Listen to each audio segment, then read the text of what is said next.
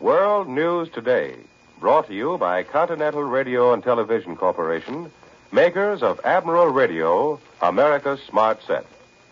By shortwave broadcast, direct from important overseas stations, as well as the leading news centers of our own country, CBS correspondents are waiting to bring you a complete report from the world's political and battlefronts. In Russia, the Germans heralded the advent of spring today by hurling fresh reserves of armor and men against Red Army defenses on the northern Donetsk, and the midday communique said that Soviet troops were engaged there in fierce defensive battles, but the Russian offensive on the Central Front retained its momentum.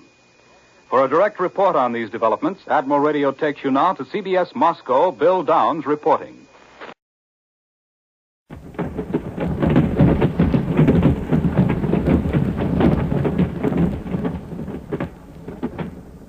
The triumphant conclusion of the Battle of Stalingrad, with the capture of 8 more German generals and 45,000 other prisoners in the past 2 days, has overshadowed the rest of the news from Russia.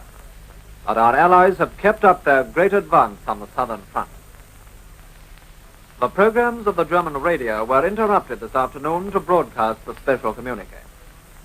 It was followed by sustained funeral drum rolls and by slow music, then by the national anthem and a 3-minute silence.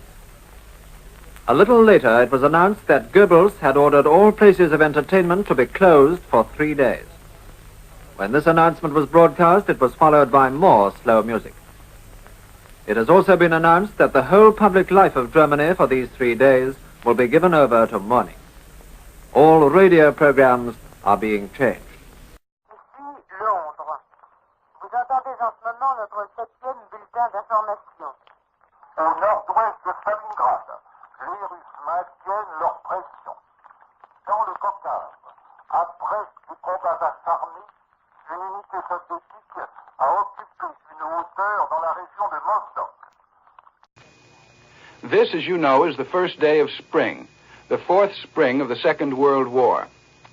In the next few weeks, the frozen earth of Russia will be thawing out, and the Germans may be preparing for their 4th summer offensive. Here in our New York studio is Columbia's military analyst, Major George Fielding Elliott.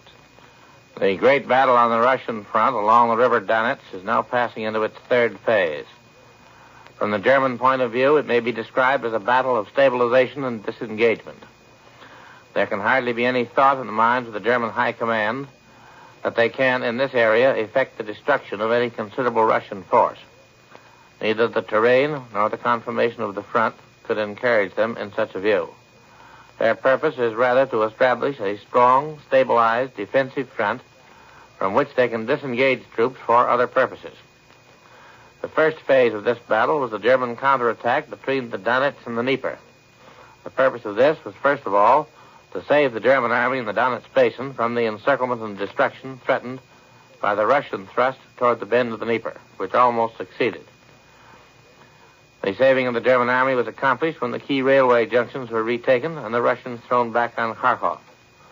But the Donetsk salient still remained unstable as long as Kharkov threatened its flank. Hence, the second phase was the recapture of Kharkov to act as a bastion for the German salient below the Donetsk. Now comes the 3rd phase, which is apparently directed toward reestablishing the old German winter line north of Kharkov, looking toward the recapture of Kursk and the relief of Orel from its present dangerous semi-encirclement. The Germans are throwing more and more troops into the line and are reporting heavy fighting and considerable gains all along with the upper Donetsk, but the Russian claims are still that the Russian lines in this area are holding firm.